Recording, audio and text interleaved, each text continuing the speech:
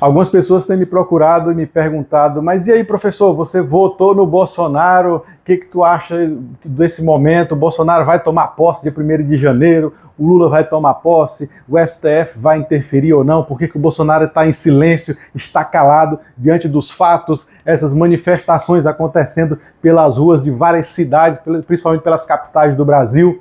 Semana passada eu fui em Araguaína, aqui no Tocantins, e existem manifestações pacíficas e ordeiras. Mas e aí? O que dizer disso tudo? São muitas perguntas, são muitos questionamentos para pouca história e para pouco conhecimento. Isso mesmo, porque nós brasileiros, nós não estudamos a história do Brasil, nós não conhecemos a nossa própria história. Para você entrar nessa seara complexa, mas e aí, agora o Brasil vai virar um país comunista, vai virar uma Venezuela, estamos fudidos, estamos lascados, e aí, Acleilton? Pera lá, você conhece pelo menos um pouquinho dos 200 anos do marxismo? Conhece um pouco da história do marxismo aí de Karl Marx? O marxismo dialético histórico, que tem aí 200 anos? Você conhece os 60 anos que existe desse pensamento, dessa teoria que está sendo implantado, cultivado, disseminado no Brasil, na cultura brasileira, os últimos 60 anos da nossa história? Não, pois é. Aí você pergunta coisas complexas e quer respostas simples. Não existe isso. Toda simplificação de uma realidade cultural e complexa é uma banalização, é uma futilização da realidade, daquilo que é real. Então, veja bem, o Brasil vai virar uma Venezuela? Não, não vai virar. O Bolsonaro vai dar um golpe, os militares, e ele vai voltar e vai continuar presidente a partir de 1º de janeiro? Claro que não. Perdemos num processo democrático, nas urnas. Eu votei, fiquei indignado, não pelo resultado das urnas, fiquei indignado pelo processo, pelas inúmeras fraudes que aconteceu ao longo do processo de uma eleição. E a justiça permaneceu impávida, cega, mas não muda, muito ativa, muito parcial, tomando lado, tomando partido e dizendo a minha preferência é este, o meu lado é este. E desta forma foi decisiva nos resultados das eleições. Contra isso, não há o que questionar. São fatos históricos. Está registrado. E no futuro e pelos próximos anos, séculos, vão falar do que aconteceu no ano de 2022 na história do Brasil. Pois bem, você quer entrar nesse terreno? Pois você precisa estudar um pouquinho mais sobre os fatos, sobre essa filosofia danosa que perverte a alma do ser humano. Sim, isso mesmo. Eu sempre tenho falado sobre o aparelhamento do Estado. Onde você fala, Cleilton? Eu falo nas minhas aulas presenciais, porque aqui nesse negócio do digital, muito bem, eu estou aqui falando com você, mas o meu público é aqui, na vida real, offline. Mas eu estou aqui agora compartilhando com você. Existe um aparelhamento do Estado? É claro que existe. Senão, nós não estaríamos vivendo esse processo fatídico que nós estamos vivendo hoje, no ano de 2022.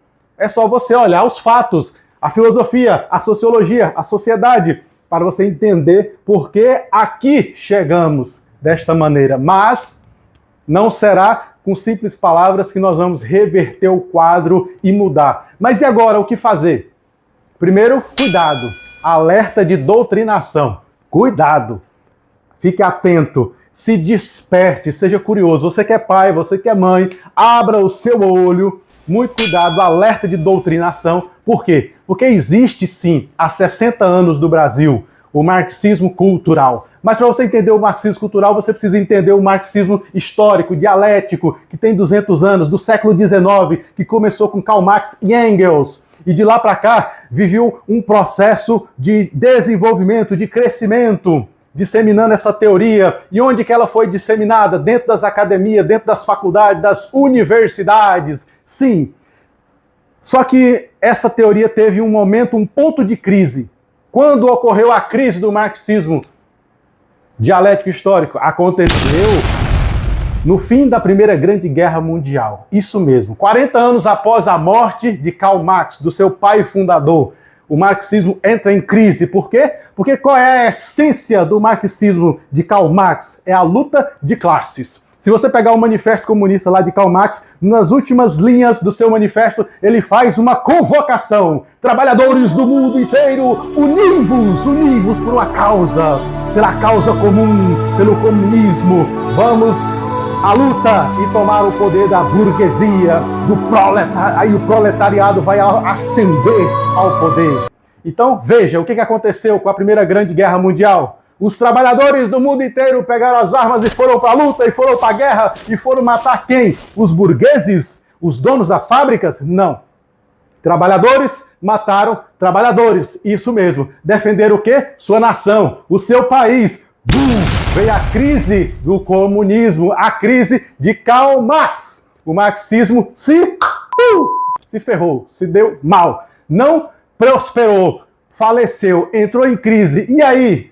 Entrou um processo de crise até que surgiu alguém da alma mais perversa que Karl Marx, chamado o filósofo da Itália, o italiano Antonio Gramsci, e criou uma versão inovada, melhorada do marxismo da luta de classes. Criou o marxismo cultural. Sim, o marxismo cultural. E aí, se você pegar os últimos 60 anos da política do marxismo cultural que está sendo implantado no Brasil, isso mesmo, no regime da ditadura. Quando começa o regime ditatorial, nesse momento, a válvula de escape que deram para os comunistas foram o quê? Bota esse povo lá na faculdade, bota esse povo para ir dar aula. Que dar aula não muda a vida de ninguém, serve para nada. Não é assim? Até hoje o povo não valoriza a educação, não valoriza as escolas, não valoriza as faculdades. A educação é uma questão aí de segunda, terceira categoria. E o resultado disso? 60 anos depois, eles dominaram a produção intelectual de conhecimento do país, do Brasil. E o resultado está aí. Uma forte influência do marxismo cultural. E onde que é o cerne, o ponto de convergência, onde esse povo fica brotando essas ideias malucas? É nas universidades, nas federais brasileiras. Mas é só na federal? Não, nas PUC da vida também, nas particulares também. Mas é lá, nas federais, onde esse povo está enraizado. Esse povo que ama e que defende, que tem o marxismo cultural como uma grande religião. Karl Marx é quase que um deus. Já que a maioria são materialistas e não acreditam em Deus, eles têm os seus ídolos aqui na Terra, os seus heróis. E eles idolatram eles, defendendo com corpo e alma, com toda veemência, suas teorias maléficas que vão de encontro a atacar a alma do ser humano, a dissipar aí os valores, os bons e nobres valores da nossa sociedade cristã. Isso mesmo, marxismo cultural é uma teoria infame e perversa que vem deturpar os nobres valores da cristandade, os valores cristãos, os bons valores da ética, da boa moral, dos bons costumes. Isso mesmo. Como foi que aconteceu aí esse marxismo cultural? Então, acredito que há 60 anos está aí no Brasil aí de forma silenciosa e entrando pela surdina, e agora nós vemos o poder que esse projeto tem, esse projeto de poder tem no nosso país. E o resultado das eleições está aí para provar isso.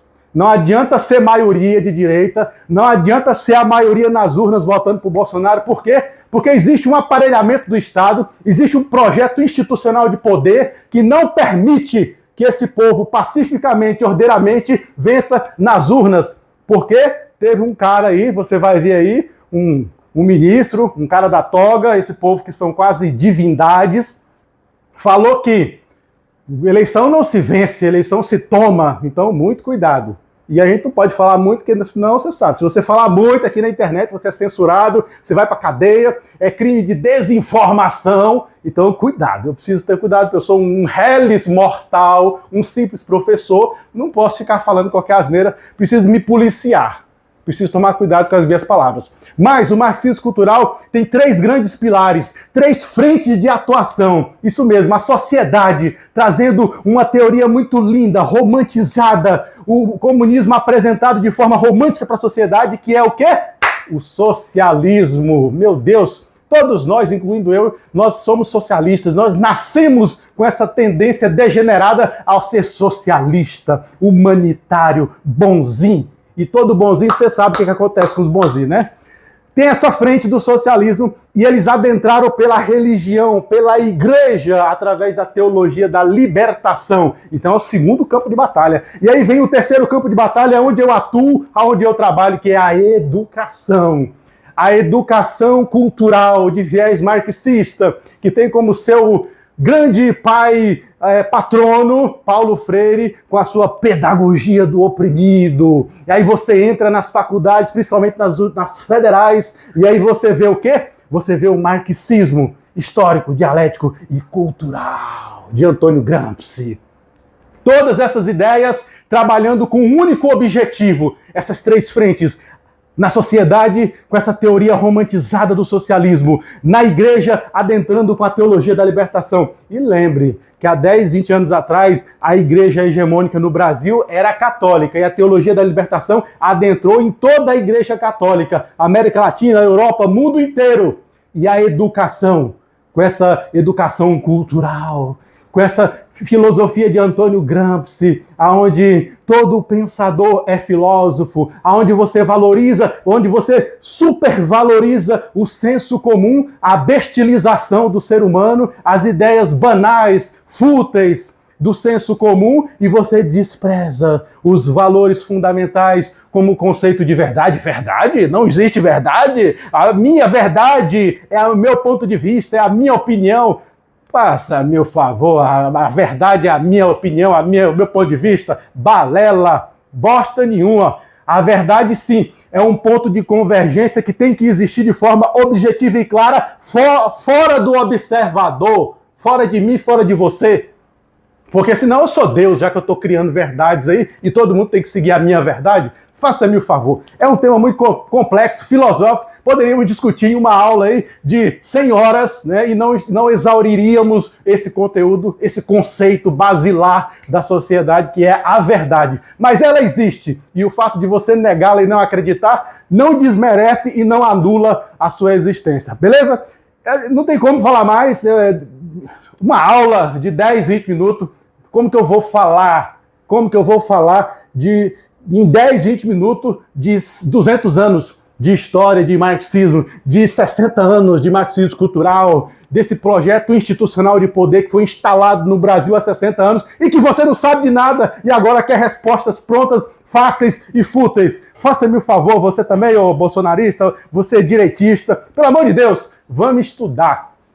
Como que você vai preservar sua família? Como que você vai preservar sua saúde mental? Ah, eu tô com medo. E agora, o que será de nós? O que será do Brasil? Se acalma, vai estudar. Vai trabalhar, vai prosperar. É assim que nós vamos combater esse exército do mal que prega esse comunismo aí nojento, que vem para dilapidar nossos valores, que vem para dilapidar a principal instituição cristã, que é a base da sociedade, que é a família. Isso.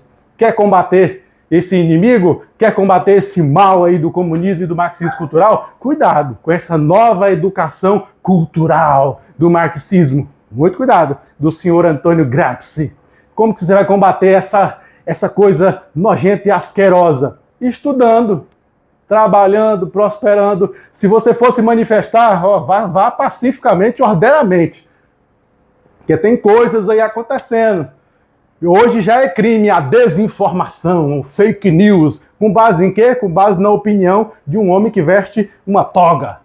Muito cuidado, porque senão daqui a pouco eles vão querer prender o Bolsonaro usando você como matéria de crime. Sim, você. Você está lá se manifestando e tal. Se você vacilar e sair das 4 linhas das Constituições, começar a fazer arruaça, quebrar vitrine, fazer baderna, aí você pode ser preso e quem vai levar a culpa é o Bolsonaro. E os caras vão querer enquadrar e prender o Bolsonaro, porque o único presidente de direita na história dessa nova República Brasileira.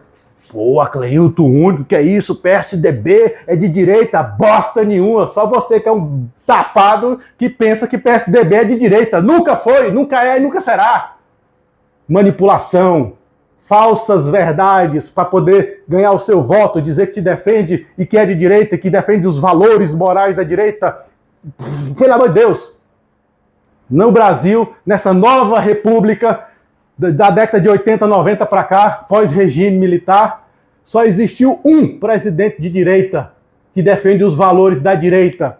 Pode dizer que ele é de extrema direita, é problema seu, mas ele é de direita e defende os valores fundamentais da sociedade cristã. Jair Messias Bolsonaro. O resto é balela e é mentira. Entendeu? A verdade é essa. Acredite quem quiser, tu quer saber se você não acredita também. Vai estudar. É a minha opinião com base nos fatos. Com base nos fatos, com base nos conceitos. É só você analisar, você estudar. Ah, um monte de gente vai dizer que é mentira, que eu estou errado, eu não estou nem aí. É isso, eu estudei, é isso, e pronto. Ah, mas o FHC, eu poderia entrar em detalhes, eu poderia, mas não vou. Talvez em outro vídeo, talvez em outra hora. Mas, para você que fica me perguntando, e aí, Cleilton, e agora, o que será? Nós votamos no Bolsonaro e aí estamos perdidos, estamos lascados, e o Brasil vai virar uma Venezuela. Se acalma. Um país de dimensões continentais igual ao Brasil não vai se tornar uma Venezuela da noite para o dia. Apesar que essa galera está aí há 60 anos construindo dessas três frentes que eu acabei de citar: sociedade, religião e educação. E é claro, eles se infiltraram sim na justiça, que é o grande poder hoje que governa o país, poder executivo, e faz a legislação também, vai legislar também. Então não precisa de mais nada, só essa galera aí manda e faz tudo, né? Eles são bons, eles sabem de tudo, né? A galera é espetacular, são seres divinos, sobrenaturais. E nós, meros mortais, cuidado com a língua, senão cadeia, xadrez. Depois, em outro momento, vou gravar outro vídeo aí, professor Cleilton aqui, nós vamos falar um pouquinho mais aí nas redes sociais sobre esse negócio. Vou romper, chega do silêncio, chega de guardar as coisas, aquilo que eu compartilho no pessoal, aqui, com os pés no chão, no olho, vou estar aqui compartilhando com você aqui, falando essas verdades nua e crua aqui, combatendo principalmente, sou professor de carreira, 20 anos de educação, 11, 12 anos de concurso, conheço educação, fui seminarista, conheço esse negócio de teologia da libertação, vi isso na prática. Claro, ainda bem que eu venho dos movimentos carismáticos, senão talvez eu não teria conseguido, teria sido manipulado também pela teologia da libertação. Ah, mas a teologia da libertação tem coisas boas, Cleilton. Ah, sim, então pega o que é bom e o que não presta você joga fora, tá beleza? Então é isso, mas cuidado com a nova educação cultural. Esse é um grande mal. E eu, enquanto professor, educador, estou aqui. Quer saber uma verdade? Que a nova educação cultural não aceita? É dever da escola ensinar. É dever da família educar. Educação é dever moral e legal da família. Pegou? Entendeu? Se não entendeu, deixa pra lá. É que não era pra você. Valeu. Até a próxima.